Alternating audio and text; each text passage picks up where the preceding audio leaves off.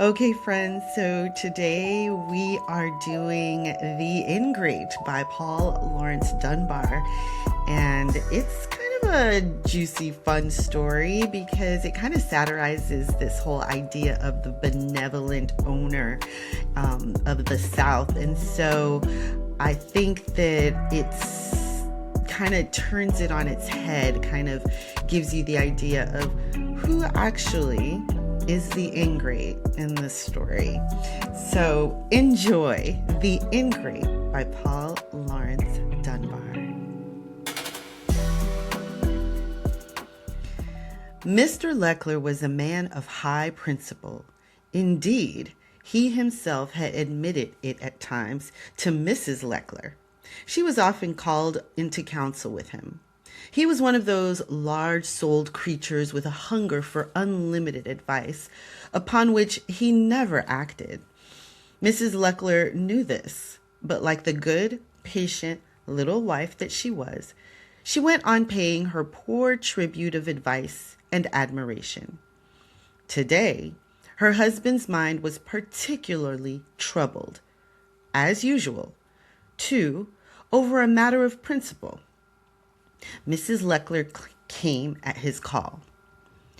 "Mrs. Leckler," he said, "I am troubled in my mind. In fact, I am puzzled over a matter that involves either the maintaining or relinquishing of a principle." "Well, Mr. Leckler?" said his wife interrogatively. "If I had been a scheming, calculating Yankee, I should have been rich now. But all my life I have been too generous and confiding. I have always let principle stand between me and my interests." Mr. Leckler took himself all too seriously to be conscious of his pun and went on. "Now, this is a matter in which my duty and my principles seem to conflict. It stands thus.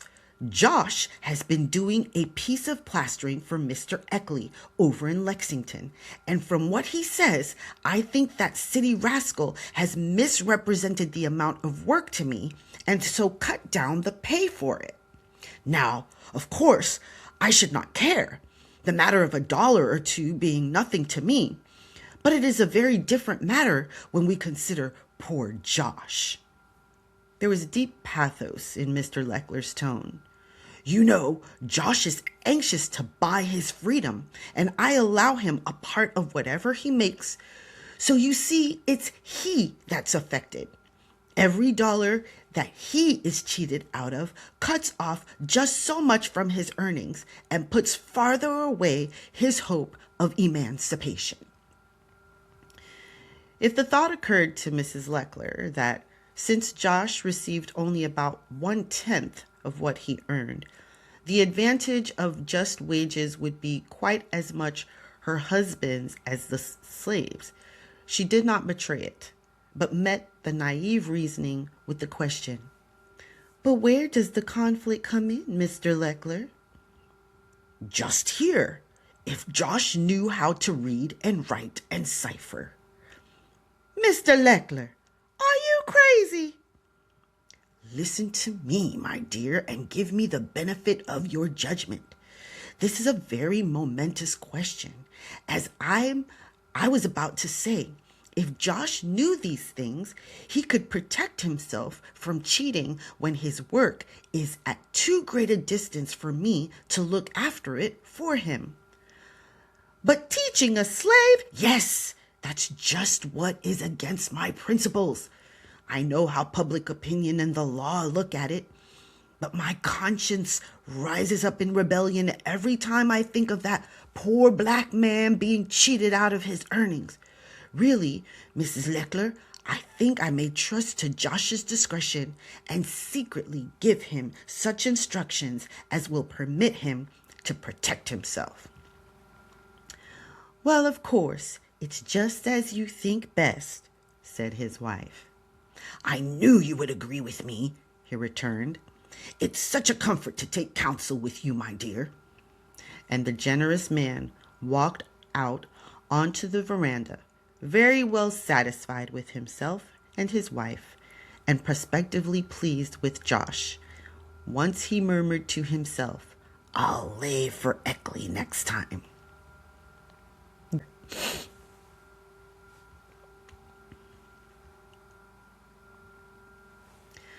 Josh, the subject of Mr. Leckler's charitable solicitations, was the plantation plasterer. His master had given him his trade in order that he might do whatever such work was needed about the place.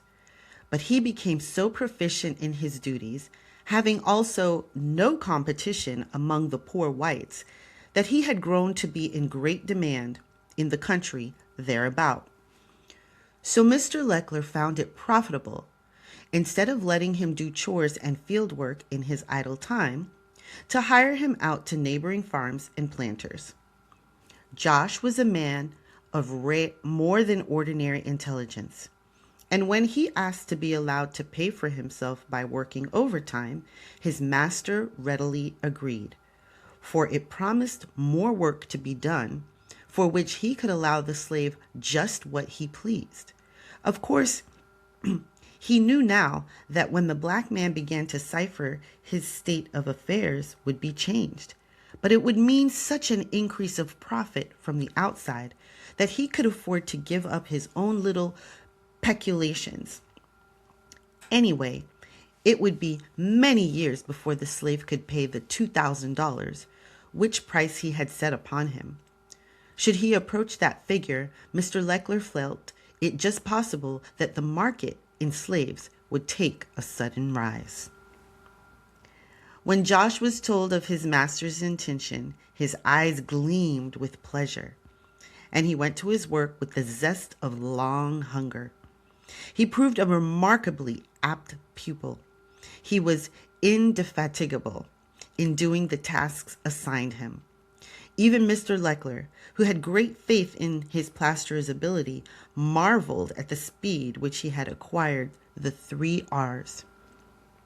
He did not know that on one of his many trips, a free Negro had given Josh the rudimentary tools of learning, and that since the slave had been adding to his store of learning by poring over signs and every bit of print that he could spell out.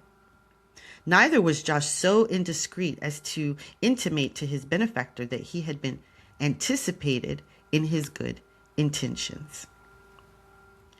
It was in this way, working and learning, that a year passed away, and Mr. Leckler thought that his object had been accomplished. He could safely trust Josh to protect his own interests, and so he thought that it was quite time that his servant's education should cease. "You know, Josh," he said, "I have already gone against my principles and against the law for your sake, and of course a man can't stretch his conscience too far, even to help another who's being cheated, but I reckon you can take care of yourself now." "Oh, yes, sir, I reckon I can," said Josh. "And it wouldn't do for you to be seen with any books about you now." "Oh, no, sir. Certainly not." He didn't intend to be seen with any books about him. It was just now that Mr. Leckler saw the good results of all he had done, and his heart was full of a great joy, for Eckley had been building some additions to his house and sent for Josh to do the plastering for him. The owner admonished his slave, took him over a few examples to freshen his memory, and sent him forth with glee. When the job was done, there was a discrepancy of $2 in what Mr. Eckley offered for it and the price which accrued from Josh's measurements. To the employer's surprise, the black man went over the figures with him and convinced him of the incorrectness of the payment, and the additional $2 were turned over. Some of Leckler's work," said Eckley, "teaching a nigger to cipher? Close-fisted old reprobate, I've a mind to have the law on him." Mr. Leckler heard the story with great glee. "I laid for him that time, the old fox." But to Mrs. Leckler he said, "You see, my dear wife, my rashness in teaching Josh to figure for himself is vindicated. See what he has saved for himself." "What did he save?" asked the little woman indiscreetly. Her husband blushed and stammered for a moment, and then replied, "Well, of course, it was only 20 cents saved to him, but to a man buying his freedom, every cent counts. And after all, it is not the amount, Mrs. Leckler, it's the principle of the thing." "Yes," said the lady meekly. Unto the body it is easy for the master to say, "Thus far shalt thou go and no farther." Gifts, chains, and fetters will enforce that command. But what master shall say unto the mind, "Here do I set the limit of your acquisition, pass it not"? Who shall put gyves upon the intellect or fetter the movement of thought? Joshua Leckler, as custom denominated him, had tasted of the forbidden fruit, and his appetite had grown by what it fed on. Night after night he crouched in his lonely cabin by the blaze of the fat pine brand, poring over the few books that he had been able to secure and smuggle in. His fellow servants alternately laughed at him and wondered why he did not take a wife. But Joshua went on his way. He had no time for marrying or for love. Other thoughts had taken possession of him. He was being swayed by ambitions other than the mere fathering of slaves for his master. To him, his slavery was deep night. What wonder, then, that he should dream, and that through the ivory gate should come to him the forbidden vision of freedom. To own himself, to be master of his hands, feet, of his whole body. Something would clutch at his heart as he thought of it, and the breath would come hard between his lips. But he met his master with an impassive face, always silent, always docile, and Mr. Leckler congratulated himself that so valuable and intelligent a slave should be at the same time so tractable. Usually, intelligence in a slave meant discontent, but not so with Josh, who more content than he remarked to his wife, "You see, my dear, this is what comes of treating even a nigger right." Meanwhile, the white hills of the north were beckoning to the chattel, and the north winds were whispering to him to be a chattel no longer. Often the eyes that looked away to where freedom lay were filled with a wistful longing that was tragic in its intensity, for they saw the hardships and the difficulties between the slave and his goal and, worst of all, an iniquitous law, liberty's compromise with bondage, that rose like a stone wall between him and hope, a law that degraded every free-thinking man to the level of a slave catcher. There it loomed up before him, formidable, impregnable, insurmountable. He measured it in all its terribleness and paused. But on the other side, there was liberty. And one day, when he was away at work, a voice came out of the woods and whispered to him, "Courage!" And on that night, the shadows beckoned him as the white hills had done, and the forest called him to follow. It seems to me that Josh might have been able to get home tonight, said Mr. Leckler, walking up and down his veranda. But I reckon it's just possible that he got through too late to catch a train. In the morning, he said, "Well, he's not here yet. He must have had to do some extra work. If he doesn't get here by evening, I'll run up there." In the evening, he did take the train for Joshua's place of employment, where he learned that his slave had left the night before. But where could he have gone? That no one knew, and for the first time it dawned upon his master that Josh had run away. He raged, he fumed, but nothing could be done until morning, and all the time Leckler knew that the most valuable slave on his plantation was working his way toward the north and freedom. He did not go back home, but paced the floor all night long. In the early dawn, he hurried out, and the hounds were put on the fugitive's track. After some nosing around, they set off toward a stretch of woods. In a few minutes, they came yelping back, pawing their noses and rubbing their heads against the ground. They had found the trail, but Josh had played the old slave trick of filling his tracks with cayenne pepper. The dogs were soothed and taken deeper into the wood to find the trail. They soon took it up again and dashed away with low bays. The scent led them directly to a little wayside station about 6 miles distant. Here it stopped. Burning with the chase, Mr. Leckler hastened to the station agent. Had he seen such a Negro? Yes, he had taken the northbound train 2 nights before. "But why did you let him go without a pass?" almost screamed the owner. "I didn't," replied the agent. "He had a written pass signed James Leckler, and I let him go on it." "Forged! Forged!" yelled the master. "He wrote it himself." Said the agent. "How was I to know that? Our niggers around here don't know how to write." Mr. Leckler suddenly bethought him to hold his peace. Josh was probably now in the arms of some northern abolitionist, and there was nothing to be done now but advertise, and the disgusted master spread his notices broadcast before starting for home. As soon as he arrived at his house, he sought his wife and poured out his griefs to her. "You see, Mrs. Leckler, this is what comes of my goodness of heart. I taught that nigger to read and write so that he could protect himself. And look how he uses his knowledge. Oh, the ingrate, the ingrate. The very weapon which I gave him to defend himself against others, he turns upon me. Oh, it's awful, awful. I've always been too confiding. Here's the most valuable nigger on my plantation gone, I tell you, and through my own kindness. It isn't his value, though, I'm thinking so much about. I could stand his loss if it wasn't for the principle of the thing. The base ingratitude he has shown.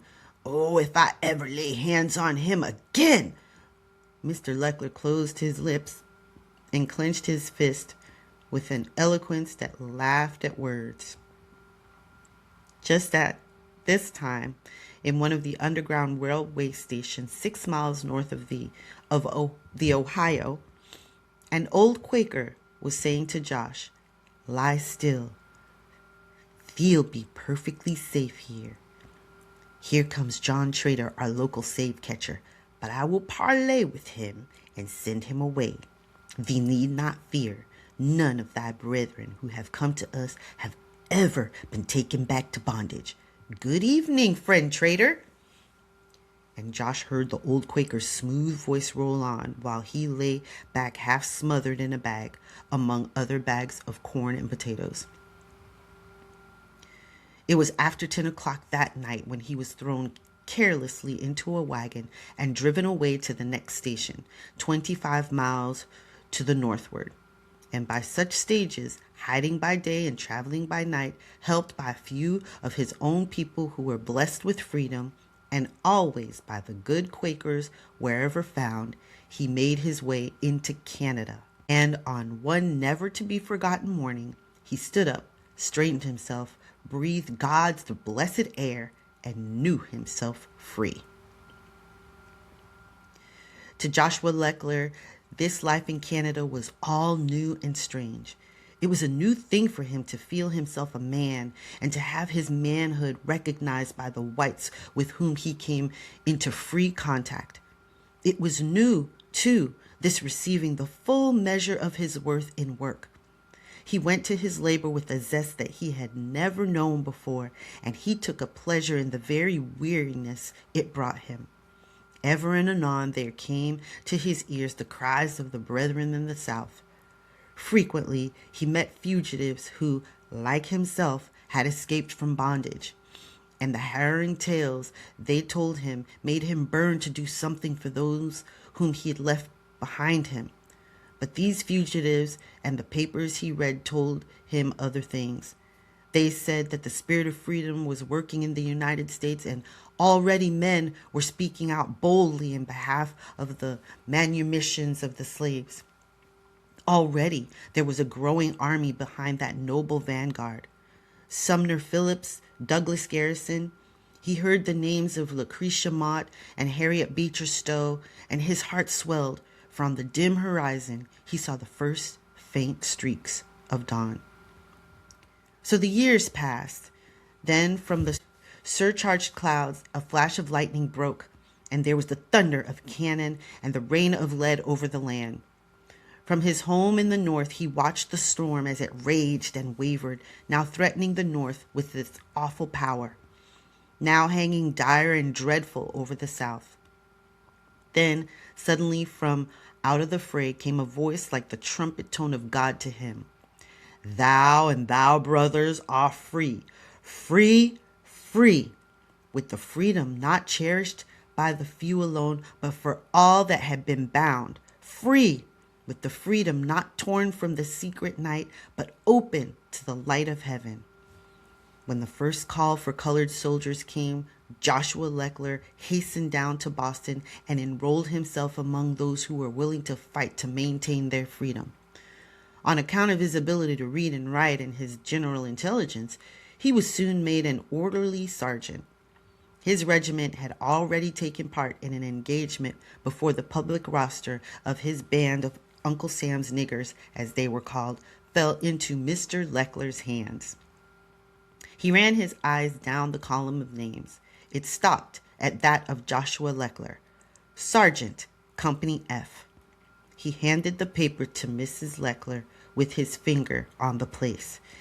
Mrs. Leckler, he said, this is nothing less than a judgment on me for teaching a nigger to read and write. I disobeyed the law of my state, and as a result, not only lost my nigger, but furnished the Yankees with a smart officer to help them fight the South. Mrs. Leckler, I have sinned and been punished, but I am content, Mrs. Leckler. It all came through my kindness of heart and your mistaken advice. But, oh, that ingrate.